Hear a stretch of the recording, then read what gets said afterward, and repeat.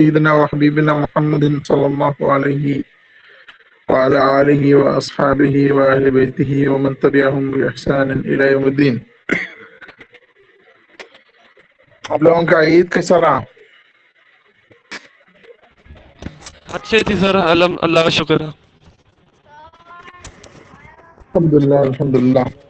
عید سے پہلے ہم جو ہیں عمر رضی اللہ تعالیٰ عنہ کے اچیومنٹس کے بارے میں بات کر رہے تھے.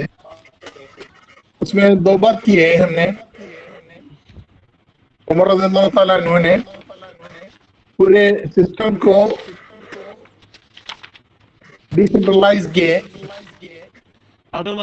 اور ہر قسم کے لیے ایک شعبہ کھولے، ہر قسم کے لیے ایک شعبہ. اور دوسرا بولے دو مسجدین جو ہے نا، کعبہ اور مدینہ مسجد نبوی، دونوں کے تعمیر ثانی کیے. اس میں جو ڈیکوریشن ورک تھا، قندیل وغیرہ لگانا، عربوں کی تو بدعت تھی، ایک انوویشن تھی. وہاں مشکات کا رواج تھا. ایک دم کونے میں جو یہ دیا رکھتے ہیں اس کو مشکات کہتے ہیں. عمر نے اس کو قندیل بنا دیا. قندیل کہتے ہیں ایک سینٹرلائزڈ لائٹ سسٹم ہے، ایک ہی چراغ سے پوری مسجد میں روشنی ملتی ہے، اسے کہتے ہیں قندیل. وہ بھی مطلب سجایا، مسجد کو سجایا بہت اچھی طرح. یہ دونوں پچھلے کلاس میں ہم بولے تھے. ابھی آگے ہم بول رہے ہیں جو بھی سسٹم کیے، وہاں کے ملازمین کو تنخواہ دینے کے لیے ایک اسٹریٹجی انہوں نے اپنائی. وہ جو اسٹریٹجی وہ تھا، یا اسٹریٹجی وہ تھی کہ وہ ایک دعوت کی، 60 لوگوں کی ایک دعوت، اس میں سب کو کھلائے اور طباخ سے، کوک سے پوچھے کہ کتنے گیہوں صرف کیے ہیں، کتنے سبزیاں، کتنی ترکاریاں. تو یہ طباخ یا کوک نے بولا اتنا گیہوں، اتنی ترکاری، اتنی سبزی، تو وہی ان کا کفاف ہوگا. عمر کے زمانے میں کفاف بولتے تھے، آج کل تو وہ سیلری بولتے ہیں. کفاف کا مطلب یہ تھا کہ وہ کافی ہے، ان کے لیے تنخواہ تو کافی ہے مگر رچنس نہیں دیتی، غناگاری یا دولت مندی نہیں دیتی. ان کے لیے لگژریسنس نہیں رہتی سر، جی لگژریسنس نہیں رہتی سر. لیجیٹیمیسی نہیں، کیا بول رہے ہیں؟ لگژریس. آپ کی آواز صاف نہیں ہے. I want to say that there was no luxuriousness in the kafaf. The word kafaf is an innovation by Umar radiallahu ta'ala anhu. The word kafaf was an innovation from the side of Umar. There was no luxury. Luxury is not, kafaf is not luxury. Kafaf is just enough for one family, and an amount which is enough for one family. That is called kafaf. عمر رضی اللہ تعالیٰ عنہ جو ہے strategy اپنا کے وہ تنخواہ دے دیے. اور اس کے بعد ہم بولے بیت المال کو بھی وہ منتظم کیے.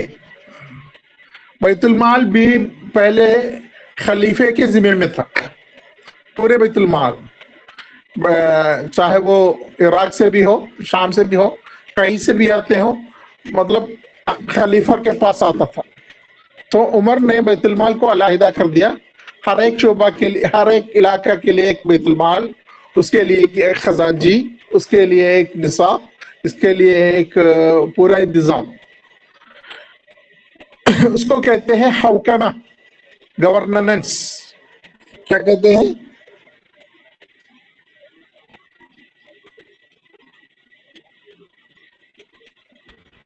حوكمة. हौकमा कहते हैं, गवर्नेंस।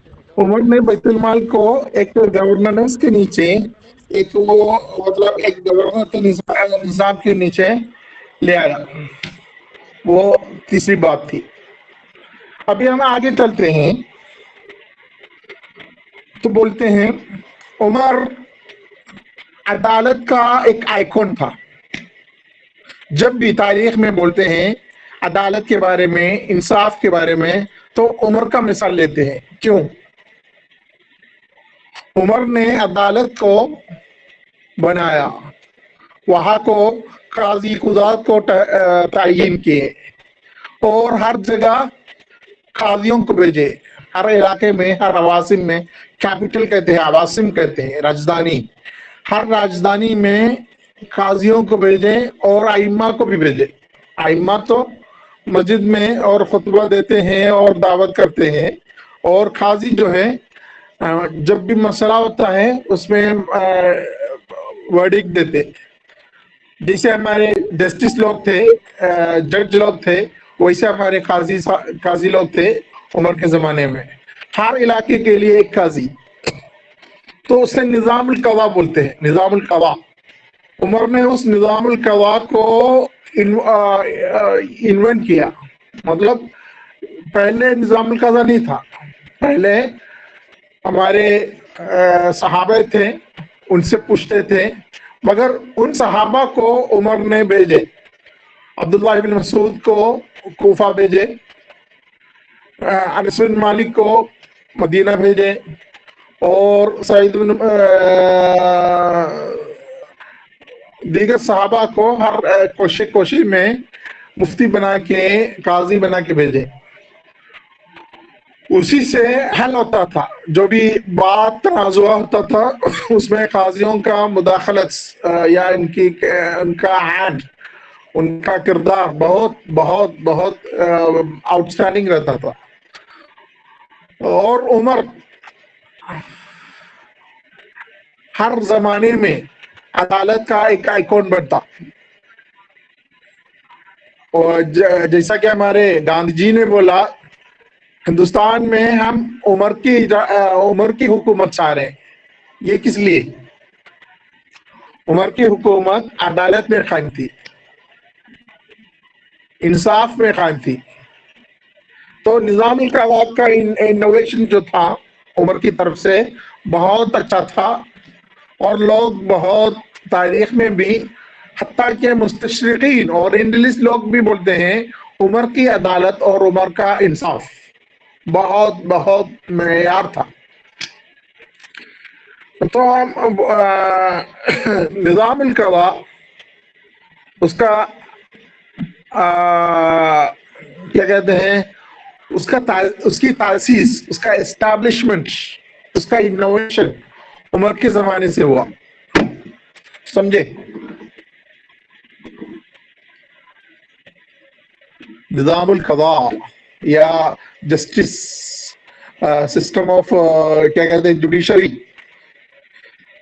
ये उमर के जमाने का इनोवेशन है। Yeah, you want to say that there is Hazrat Umar radiallahu ta'ala anhu started a system of judiciary. Judiciary system, जी हाँ। और मतलब शुरू नहीं किए, मतलब इसका एक इनोवेशन हुआ। उमर हजरत सल्लल्लाहु अलैहि वसल्लम के जमाने से ही वही है, निजामुल कज़ा है, मगर उसको मुनज़्ज़म किया, उसको एक कोर्ट बनाया। कोर्ट में काज़ी कुज़ात को तयीन किया। वहाँ भी जो भी काजी लोग थे वो जज बन गए, और लॉयर्स भी थे। उनकी तनख्वाह, ये सब एक उसको मुनज़्ज़म किए, ये जुडिशरी सिस्टम को मुनज़्ज़म किए। हज़रत के ज़माने में लोग आते थे, उन्हीं से फतवा पूछते थे, उन्हीं से कज़ा मांगते थे, وہی ان کے قاضی تھے، اور ابو بکر کے زمانے میں بھی ویسے ہی تھے. تو عمر کے زمانے میں شرحبیل جیسے جو قاضی قضات تھے، عبداللہ بن مسعود جیسے لوگ تھے، ان کو ہر علاقے کے مفتی اور یا قاضی بنائے. اس کا ایک پورا محکمہ مدینے میں ہوتا تھا سالانہ. وہی ہمارے ہائی کورٹ جیسا، یا مطلب کیا کہتے ہیں سپریم کورٹ جیسا ایک نظام تھا. وہ تو دار سلطنت میں مدینہ منورہ میں. اس نظام کو، یہ جو پورے نیٹ ورک سسٹم ہے، اس پورے نیٹ ورک سسٹم کو یا جوڈیشری سسٹم کو نظام القضاء بولتے ہیں. سمجھے؟ یہاں آواز کٹ رہی ہے شاید، بارش ہو رہی ہے اسی لیے جو ہے آواز کٹ رہی ہے. اور ہم آگے بڑھتے ہیں. عمر کے زمانے میں جزیرۃ العرب سے باہر مصر میں اور شام میں اور عراق میں فتوحات کا سلسلہ جاری رہا. کہتے ہیں عقبۃ بن نافع، جانتے ہوں گے آپ، عقبۃ بن نافع جو ہیں مصر پہنچ گئے. مصر میں صرف دو ہی بڑے شہر تھے، ایک کیرو، ایک الیکسینڈریا، قاہرہ اور اسکندریہ. اور دوسری جو آبادی بہت کم تھی. تو یہ عقبۃ بن نافع اور دیگر صحابی جو لوگ پہنچے، وہاں جو ہے خیمہ بنا دیے رہنے کے لیے. ان کا رہنے کے لیے وہاں خیمہ بولتے ہیں نا، ٹینٹ بنا دیے. تو اس ٹینٹ کے نام سے وہ آبادی جو ہے مشہور ہونے لگے. اور ٹینٹ کو عربی میں خیمہ بھی بولتے ہیں، فسطاط بھی بولتے ہیں. خیمہ تو جدید لفظ ہے، فسطاط بہت قدیم عربی میں ہے، فسطاط. تو وہ کیرو اور الیکسینڈریا کے درمیان میں ایک فسطاط ایک شہر قائم کر دیے عمر رضی اللہ تعالیٰ عنہ نے. عقبۃ بن نافع اس کے سب سے پہلے وہاں پہنچے تھے. اور وہاں جو بھی مسلمان فوجی پہنچے، ان کے لیے رہنے کا کوئی یہ نہیں تھا، نظام نہیں تھا، کوئی مکان نہیں تھا. تو انہوں نے ایک خیمہ بنا دیا، بہت بڑے خیمے تھے.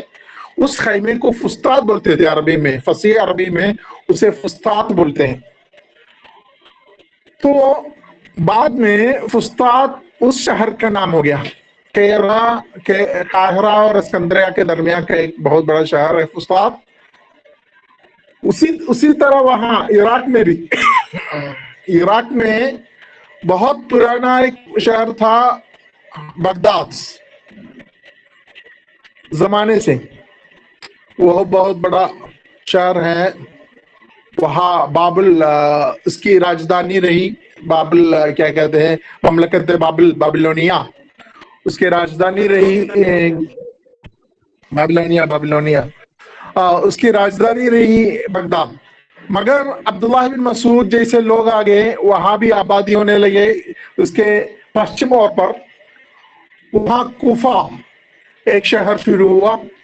اس شہر کو بھی مطلب کہتے ہیں عمر نے اس کا نام رکھا ہے کوفہ. پہلے کوفہ ایک نام نہیں تھا، وہاں کا ایک قبیلے کا نام تھا. عمر نے اس جگہ کو کوفہ نام رکھا. ویسے عربستان میں بہت ایسے شہر، بہت ایسے ٹاؤن شپ، میٹرو ٹاؤن شپ بن گئے اور پول وغیرہ بن گئے. تو بہت کیا گئی عمر کے زمانے میں، سمجھے؟ تو خاص طور سے مصر، شام اور عراق میں. مصر میں ہم بولے فسطاط کے بارے میں. شام میں جو بھی مدینہ نئے ہوئے ہیں بہت عمر کے زمانے میں ہوئے ہیں. عمر نے فتح قدس یا کیا کہتے ہیں فتح الشام عمر کے زمانے میں ہی ہوا ہے. یہ وہاں کے جو پٹریارکیز تھے، وہاں کے جو بہت بڑے فادر، وہ چاہا ہم اس کو تسلیم کر رہے ہیں مسلمان کو، قدس کو، تو ہم اس کی کنجی دیں گے خلیفۃ المسلمین کے لیے. خلیفۃ المسلمین کے دست مبارک میں ہم دے دیں گے اس کی کنجی. تو ان کو دعوت دیے کہ عمر بن الخطاب آ جائیں قدس، تو ہم پاتریارکیس ہم ان کو کنجی دے دیں گے. تو عمر نے مدینے سے نکل کے وہ قدس آ گیا. تو اس دن میں عمر ظہر اور عصر وہاں ایک کیا کہتے ہیں ایک ڈسٹ بن تھا، وہاں صاف کر کے وہاں نماز پڑھے، قدس کے اندر نماز نہیں پڑھے. تو پوچھا گیا آپ نماز کیوں باہر پڑھے؟ وہاں تو ایک کنیسہ تھا، وہ تو اصل میں مسجد تھی، آپ کیوں اس کے اندر نہیں پڑھے؟ تو بولے بعد میں کچھ لوگ آئیں گے اور کہیں گے کہ عمر یہاں نماز پڑھی ہے، عمر نے یہاں نماز پڑھی ہے، اسی لیے یہ ہماری جگہ ہے. تو تنازع چھوڑنے کے لیے ہم باہر نماز پڑھیں. اور اس جگہ میں بعد میں بہت بعد عبد الملک بن مروان کے زمانے میں وہاں ایک قبہ بنایا، اسے کہتے ہیں قبۃ الصخرہ.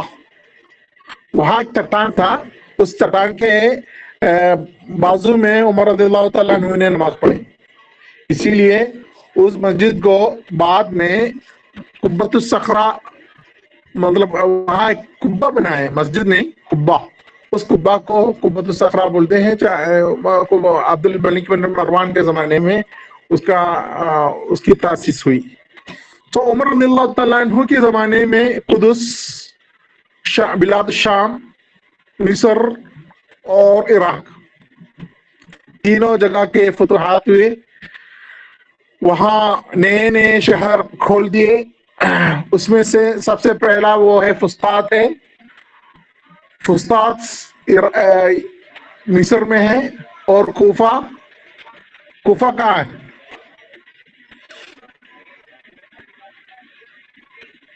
کوفہ کہاں بھائی؟ کوفہ عراق میں.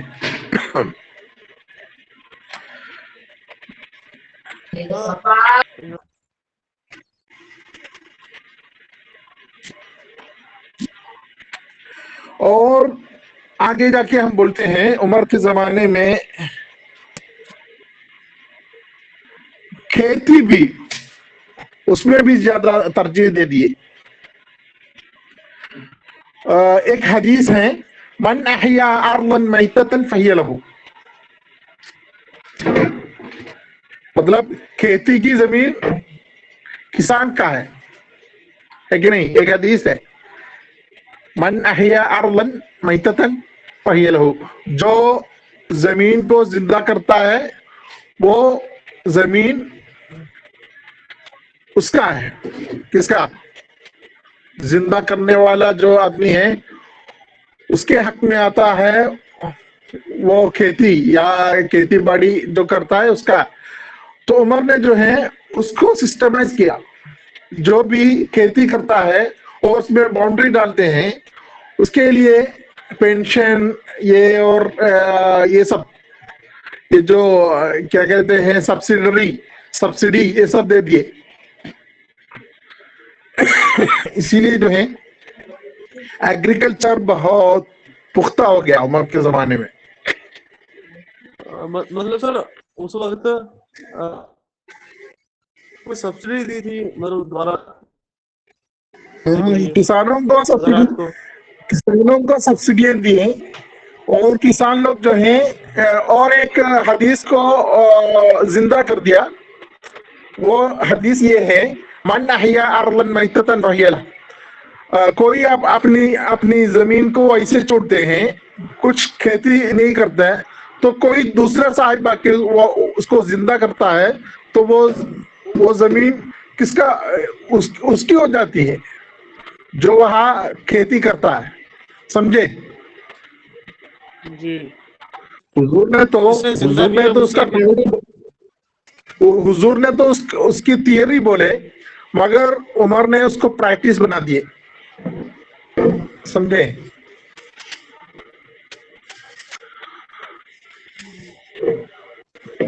یہ تو تھیوری تھی. کیا تھیوری تھی؟ من احیا ارلن میتتن فہی لہ، جو بھی مردہ زمین کو زندہ کرے گا وہ اس کے لیے بن جائے گی. وہ تو ایک تھیوری تھی. عمر نے اس کو پریکٹس کیا، اسی لیے جو ہے کھیتی باڑی بہت پھیل گئی عمر کے زمانے میں، اور کسانوں کو سبسڈیاں دینے لگے اور پوری سہولیتیں دینے لگے. سمجھے؟ جی جی جی. اور آگے جا کے ہم بولتے ہیں وہاں حج کو جانے کے لیے بہت دقت ہوتی تھی. مدینہ سے نکل کے مکہ جانے کے لیے، کوفہ سے نکل کے مکہ جانے کے لیے ہاتھ راستے بہت بہت جانا بہت دشوار تھا.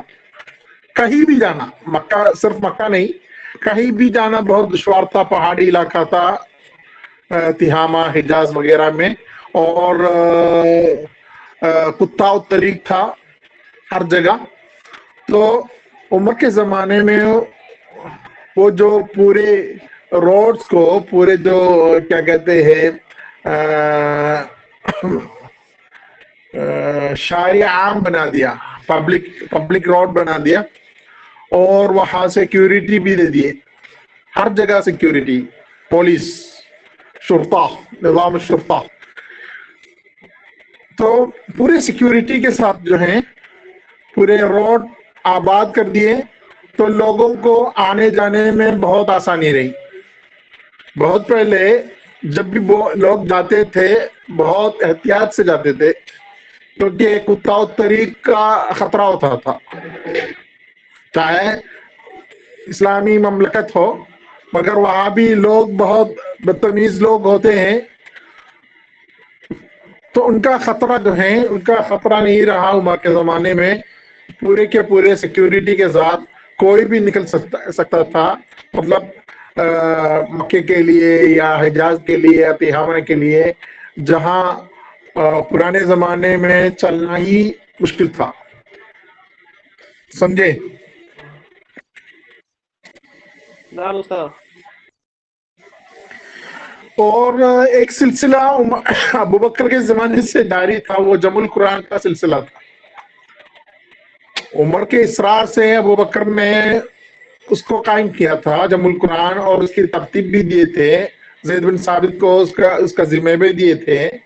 تو وہ سلسلہ جاری تھا، اس کو عمر نے پختہ بنا دیا. وہ بھی عمر کے اکاؤنٹ میں آتا ہے. اور جو ایک بات ہے، وہ انشاءاللہ اس کے بارے میں تفصیلاً بات کرنی ہے، وہ اسے کہتے ہیں تقویم ہجری. انشاءاللہ اس کے بارے میں اگلے کلاس میں انشاءاللہ بولیں گے. اگلے کلاس میں تقویم ہجری کے بارے میں اور اجتہادات سر عمر، میرا انوویشنز آف عمر رضی اللہ تعالیٰ عنہ میں بھی میرا ایک کچھ باتیں کریں گے انشاءاللہ. جی ابھی میرا ایک سوال ہے. جی ہاں بولیے. سر کل رات میں واقع ملوکیت، اس میں مولانا مودودی نے ایک بیان کیا ہے